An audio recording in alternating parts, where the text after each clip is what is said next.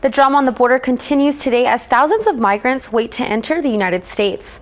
Two young teens were waiting in their cousin's car after a church service when three men tapped on the car window to ask for the time.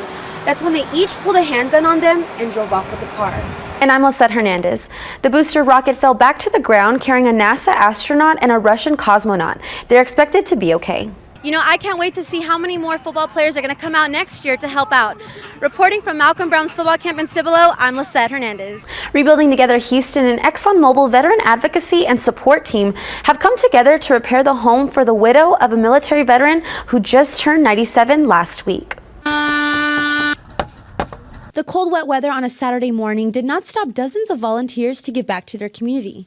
This one in particular, very special. A 97-year-old widow, Theodora Brown, whose husband served in the U.S. Army for 20 years, built their house himself more than 85 years ago.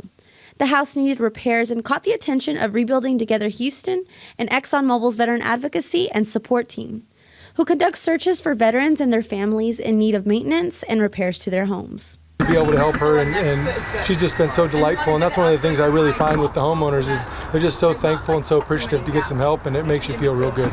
Many of the volunteers who came to help out have also served in the military and always enjoy giving back to their fellow veterans. We have so many ExxonMobil folks out here today in this group in particular who are veterans of different branches of the armed services who now work for ExxonMobil. The restorations included replacing rotten siding, sealing the house to prevent water leaking into the home, and repainting the exterior. Mrs. Brown's son expresses how happy this would make his late father. He's looking down now and he's smiling because he can see that his work wasn't in vain. Brown agreed with how happy and good this makes her feel to see her house looking great again. My home husband worked and how much time he put into this work, and it just makes me feel good to see it being restored and looking good again. And the partners at ExxonMobil told me that the house should be finally completed this upcoming weekend. Houston native and rap superstar Travis Scott receives a proclamation stating November 18th, Astroworld Day, named after his album, Astroworld. HPD is asking for your help after two young teens were robbed at gunpoint outside a church. It's an alert you don't ever want to get on your phone. Seeing someone attempt to break into your house with an extremely large knife. Now that happened here at the Asbury Park apartment complex. Constable Precinct 4 deputies have just arrested a suspect in connection with a shooting at a Hart's Chicken restaurant. It was just a week ago when 30-year-old Oscar Sante attempted to kidnap and threatened to kill a 13-year-old girl right in front of that bus stop. It was a typical Monday morning when a young girl was waiting for the metro in front of the Walter Branch Library on Clairwood near Fondren, when police say 30-year-old Oscar Sante approached the girl asking her questions. He appeared to have left, but just seconds later, authorities say he tried to grab the teen's body but couldn't because she had got up and told him no. He told her not to scream or else he will kill her. Police say that the girl quickly left that area and headed towards the intersection where she got the attention of another man and told him she was being followed.